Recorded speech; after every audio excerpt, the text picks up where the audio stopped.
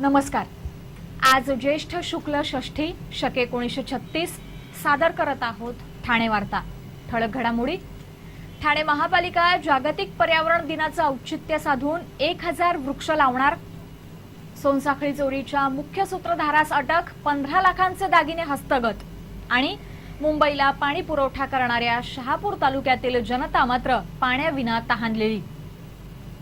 या आणि इतर घडामोडी विस्तृतपणे पण काही क्षणातच। ठाणे वार्ता पहा श्रीस्थानक वाहिनीवर। आता सकाळी 9:15 पासून रात्री 9:15 पर्यंत ठाणे वार्ता, ठाण्यातील पहिलं दृकश्राव्य माध्यम। श्रीस्थानक वाहिनी ठाण्याची स्वतःची वाहिनी। ठाण्यातील घडामोडी, कार्यक्रम, वादविवाद, अगदी गाणी, नाटक याचा आनंद घर बसल्या पहा श्रीस्थानक वाहिनी। आपल्या ठाण्याचं हक्काचं व्यासपीठ श्रीस्थानक वाहिनी। ठाणे वार्ता आता संकेतस्थळावर देखील ठाणेवार्ता.com वर क्लिक करा आणि ठाण्याच्या घडामोडी जाणून घ्या। ठाण्यातील पहिलं ऑनलाईन माध्यम ठाणेवार्ता.com। नमस्कार मंडळी, दर रविवारी पाहायला विसरू नका। नमस्कार मंडळी, आपल्या प्रश्नांचं थेट उत्तर। ठाणे वार्ता पहा श्रीस्थानक वाहिनीवर। आता सकाळी 9:15 पासून रात्री 9:15 पर्यंत ठाणे वार्ता, ठाण्यातील पहिलं दृकश्राव्य माध्यम। मुंबईला सातत्यानं पाणी पुरवठा करणाऱ्या ठाणे जिल्ह्यातील शहापूर तालुक्यातील जनता मात्र पाण्यापासून वंचित राहिली आहे। शहापूर तालुक्यात भातसा, तानसा, वैतरणा अशी 3 धरणं आहेत। या धरणातून मुंबईला 24 तास पाणी पुरवठा केला जातो। मात्र या परिसरात राहणाऱ्या रहिवाशांना पाण्यासाठी बरीच वणवण आणि पायपीट करावी लागते। तानसा धरण असलेल्या कानगाव येथील रहिवाशांना पाण्याकरता 4 ते 5 किलोमीटर पायपीट करावी लागते। महिलांना पाण्याकरता तानसा धरणात जावं लागतं। धरणात गेल्यावर रोज पाण्याकरता एक नवीन खड्डा खोदावा लागतो। खड्डा खोदल्यानंतर या खड्ड्यात तासाभरानंतर पाणी साचतं। हे पाणी नितळ झाल्यानंतर मग ते पिण्याकरता घेता येतं। एका महिलेनं पाणी भरल्यानंतर खड्ड्यातील पाणी संपून जातं। नंतर खड्ड्यात पुन्हा पाणी झिरपून येईपर्यंत दुसऱ्या महिलेला अर्धा पाऊण तास वाट पाहावी लागते। एक पाण्याची दूड घरापर्यंत घेऊन जाण्याकरता 3 छोट्या मोठ्या टेकड्या पार करून 4 ते 5 किलोमीटर अंतर पार करावं लागतं। डोक्यावरील पाण्याची भांडी जड झाल्यावर मध्येच उतरवावी लागतात। असा रोजचा त्यांचा हा प्रवास पाण्यासाठी सुरू असतो। या महिलांचा संपूर्ण दिवस हा पाणी भरण्यातच निघून जातो। मंगळसूत्र चेन खेचणाऱ्या इराणी टोळीच्या सूत्रधार महिलेस ठाणे गुन्हे अन्वेषण शाखेनं जेरबंद केलं असून या महिलेकडून 15 लाखांचे दागिने हस्तगत करण्यात आले आहेत। यामुळे अशा प्रकारचे 27 गुन्हे उघडकीस आल्याचं पोलिसांनी सांगितलं। गुन्हे शाखेस अंबिवली येथे राहणारी फिजा शेख आणि तिचे 2 भाऊ सादिक हुसेन आणि मेहंदी हुसेन या तिघांनी कळव्यामध्ये एका महिलेच्या गळ्यातील सोन्याची माळ आणि चेन खेचून नेली आहे। इराणी टोळीमधील सदस्य ठाणे शहरात पायी चालणाऱ्या स्त्रियांवर पाळत ठेवून त्यांच्या गळ्यातील सोन्याचे दागिने दुचाकीवरून येऊन चोरून नेतात अशी माहिती पोलिसांना मिळाली होती।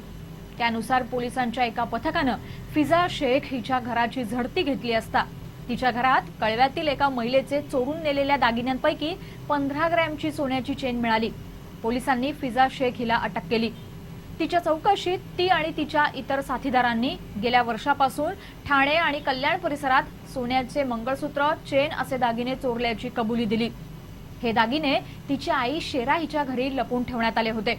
पोलिसांनी 15,30,000 रुपयांचे 644 ग्रॅम सोन्याचे दागिने हस्तगत केले आहेत। यामुळे 27 मंगळसूत्र आणि सोनसाखळी चोरीचे गुन्हे उघडकीस आले आहेत। ठाणे महानगरपालिका, समर्थ भारत व्यासपीठ आणि ग्रीनी द ग्रेट यांच्या संयुक्त विद्यमानं ग्रीन आयडिया प्रदर्शनाचं आयोजन पर्यावरण दिनाचं औचित्य साधून करण्यात आलं आहे। ग्रीन आयडिया प्रदर्शनात राज्यातील पर्यावरण विषयात काम करणाऱ्या शासकीय, सामाजिक आणि औद्योगिक संस्था सहभागी होणार आहेत। या प्रदर्शनात rain water harvesting, waste water management, solar energy, wind energy, solid waste management, east west, हरित बांधकाम या विषयावर सुरू असलेल्या विविध प्रयोगांची माहिती तसंच मॉडेल्स पाहायला मिळतील। प्रदर्शनाच्या निमित्तानं औषधी वनस्पतीचं प्रदर्शन देखील मांडण्यात येणार आहे। या प्रदर्शनात 100हून अधिक औषधी वनस्पतींची रोपं आणि त्यांची शास्त्रोक्त माहिती पाहायला मिळेल। ॲप्रोप्रिएट रूरल ते technology centre, Pune modern technical centre यांच्या माध्यमातून पर्यावरण रक्षण, संवर्धन आणि प्रदूषण नियंत्रणासाठी तयार करण्यात आलेल्या महत्वाकांक्षी प्रकल्पांची माहिती देखील या प्रदर्शनात पाहायला मिळेल। याचबरोबर पर्यावरण विषयक जनजागृती करणारे कलावंत देखील गावदेवी मैदानात उभारण्यात आलेल्या रंगमंचावर आपली कला सादर करून पर्यावरण विषयक जनजागृती करणार आहेत। पुण्यातील एनर्जी सेंटरच्या माध्यमातून स्वतःची वीज अशी कल्पना घेऊन विविध उपकरणं तयार करणारे चंद्रकांत पाठक यांचा, तसंच पर्यावरण क्षेत्रात राष्ट्रीय आणि आंतरराष्ट्रीय पुरस्कार पटकावणाऱ्या आनंद कर्वे यांच्या आरती संस्थेचा स्टॉल हे प्रदर्शनाचं आकर्षण आहे। हे प्रदर्शन सकाळी 11 वाजल्यापासून सर्वांसाठी खुलं आहे। ठाणे शहर पोलिसांमध्ये 868 रिक्त पदांसाठी भरती होणार आहे। भरतीसाठी अर्ज केलेल्या उमेदवारांना ईमेल पाठवण्यात आले असून या ईमेलमध्ये नमूद केलेल्या दिनांक आणि वेळेनुसार भरतीसाठी हजर राहावं असं आवाहन ठाणे पोलिसांनी केलं आहे। या भरतीसाठी येणाऱ्या उमेदवारांना काही सूचनाही करण्यात आल्या आहेत। पोलीस भरती पारदर्शक आणि गुणवत्तेवर आधारित असल्यानं कोणत्याही आमिषाला बळी पडू नये। भरतीबाबत कोणी आमिष दाखवत असल्यास तात्काळ पोलीस नियंत्रण कक्षाशी 2544 या दूरध्वनी क्रमांकावर संपर्क साधावा। पैसे मागून पोलीस भरती करून देतो असं जर कोणी सांगितलं तर त्याची तक्रार लाचलुचपत प्रतिबंधक विभागाकडे करावी। पोलीस भरतीसाठी आवश्यक असलेली मूळ कागदपत्र तसंच त्यांच्या छायांकित आणि साक्षांकित प्रतींचे 2 संच आणि 5 पारपत्र आकाराचे फोटो आणावेत असं आवाहन सहपोलीस आयुक्त व्ही लक्ष्मीनारायण यांनी केलं आहे। ठाणे वार्ता पहा श्रीस्थानक वाहिनीवर। आता सकाळी 9:15 पासून रात्री 9:15 पर्यंत ठाणे वार्ता, ठाण्यातील पहिलं दृकश्राव्य माध्यम। आपला परिसर स्वच्छ आणि सुंदर ठेवण्यासाठी ठाणे महापालिकेत सहकार्य करा। ओला सुका कचरा वेगवेगळा जमा करा आणि रोगराईपासून मुक्तता मिळवा। श्रीस्थानक वाहिनी ठाण्याची स्वतःची वाहिनी। ठाण्यातील घडामोडी, कार्यक्रम, वादविवाद, अगदी गाणी, नाटकं याचा आनंद घर बसल्या पहा श्रीस्थानक वाहिनी। आपल्या ठाण्याचं हक्काचं व्यासपीठ श्रीस्थानक वाहिनी। ठाणे वार्ता आता संकेतस्थळावर देखील ठाणेवार्ता.com वर क्लिक करा आणि ठाण्याच्या घडामोडी जाणून घ्या। ठाण्यातील पहिलं ऑनलाईन माध्यम ठाणेवार्ता.com।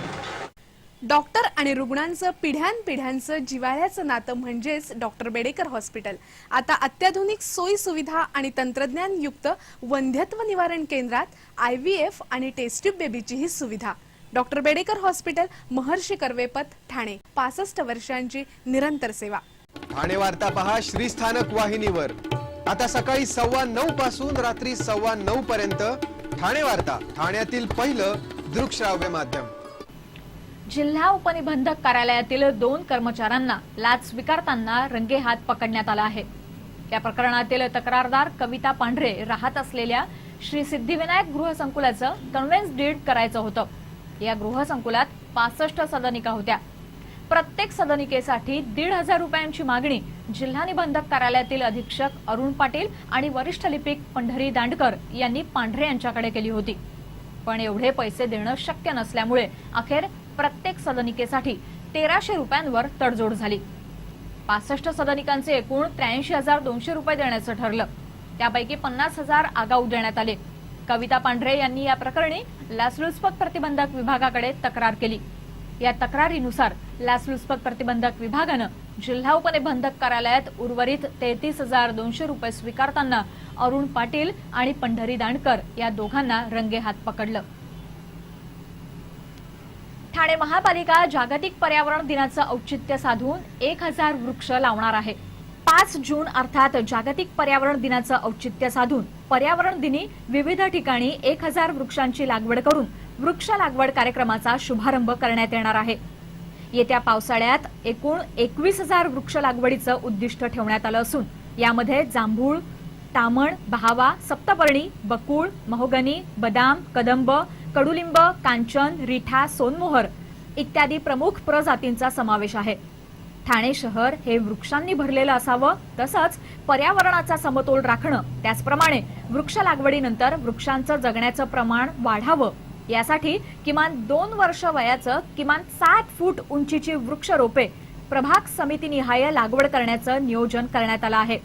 यानुसार ठाणे महानगरपालिकेच्या नौपाडा, उथळसर आणि वर्तकनगर प्रभागात 7000 वृक्ष, वागळे स्टेट, रायलादेवी, माजिवडा, मानपाडा प्रभागात 8000 वृक्ष, तर कोपरी, कळवा, मुंब्रा प्रभागात 6000 वृक्ष लावण्याचं नियोजन करण्यात आलं आहे. वृक्ष लागवडीचं उद्दिष्ट येत्या 2 महिन्यात पूर्ण करण्यात येणार असून वृक्ष अस्तित्वातील उद्यानं, मोकळ्या जागा, बगीचे, पार्क, मैदानांसाठी आरक्षित भूखंड, डोंगर भाग, वनविभागाच्या जागा अशा ठिकाणी लावण्याचं नियोजित आहे. ठाणे महानगरपालिका क्षेत्रात गेल्या 3 वर्षात रस्त्याच्या दुतर्फा अंदाजे 9000 वृक्ष, घोलाई नगर डोंगर भाग इथे 5000 वृक्ष, मुंब्रा शीळ येथील वनविभागाचा डोंगर भागात 26000 वृक्ष, मोकळ्या जागा, आरक्षित भूखंडांवर 3000 वृक्ष याप्रमाणे एकूण अंदाजे 43000 वृक्षांची लागवड करण्यात आलेली आहे. सन 2002 मध्ये झालेल्या वृक्ष गणनेनुसार 3,31,500 इतक्या वृक्षांची नोंद झालेली होती. तुलनात्मक दृष्ट्या 1,23,570 इतक्या वृक्षांची वाढ झालेली आहे. ठाणे शहराच्या काही भागात काल संध्याकाळी अगदी हलकासा पावसाचा शिडकावा झाला. गेले काही दिवस उष्म्यात वाढ झाल्यानं ठाणेकर नागरिक हैराण झाले आहेत. त्यात या हलक्याशा पावसाच्या शिडकाव्यामुळे काहीसा गारवा अनुभवता आला. मात्र काही वेळानंतर पुन्हा उष्म्यात भरच पडली. आज सकाळीही ढगाळ वातावरणामुळे सूर्याचं दर्शन होऊ शकलं नाही.